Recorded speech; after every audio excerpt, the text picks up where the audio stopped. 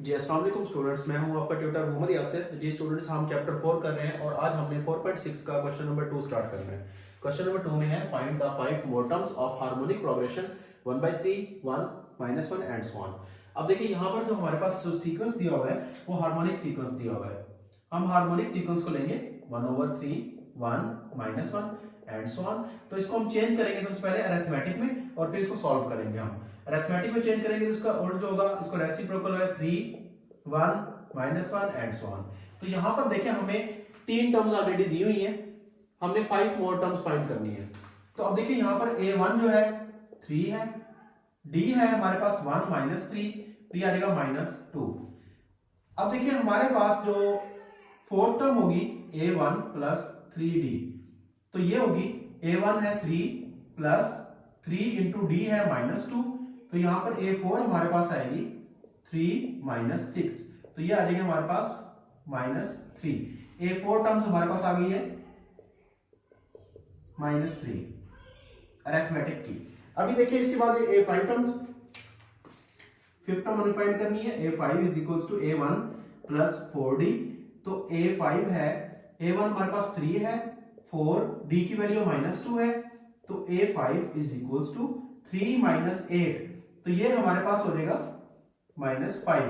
तो a5 term हमारे पास आ गई है, जो फिफ्थ टर्म है वो है -5। इसके बाद हम इसकी सिक्स टर्म फाइंड करेंगे। सिक्स टर्म का फार्मूला हमारे पास होता है a1 + 5d, तो ये a6 = a1 3 है, 5 × d हमारे पास है -2, a6 = 3 - 10, तो a6 हमारे पास आएगा -7। जी अब देखिए इसके बाद है a7 seventh term, a1 + 6d, a7 a1 हमारे पास है 3 और d हमारे पास है -2, तो हमारे पास a7 आएगा 3 - 12, ये आ जाएगा हमारे पास -9 सेवंथ टर्म। और इसी तरह हमारे पास a8 जो है a1 + 7d, तो a8 एट टर्म जो होगी, a1 है 3, 7 × -2, a8 हमारे पास आएगी 3 - 14, तो a8 हमारे पास टर्म जो है एक टर्म इसकी बनेगी -11। जी स्टूडेंट देखिए हमारे पास अरिथमेटिक सीरीज की 5 टर्म्स हमने फाइंड कर ली है। जो हमें फाइंड करनी थी वो मैं यहाँ पे सीरीज लिख रहा हूँ, arithmetic series, arithmetic progression. First है 3, 1, -1, इसके बाद फोर्थ टर्म हमारे पास है -3, फिफ्थ टर्म हमारे पास है -5 और सिक्स टर्म हमारे पास है -7, इसके बाद -9 और लास्ट टर्म हमारे पास है -11।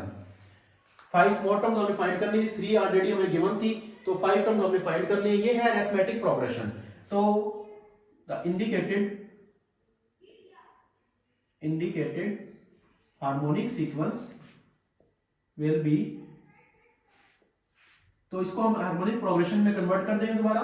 1/3, 1, -1, -1/3, -1/5, -1/7, -1/9 और -1/11।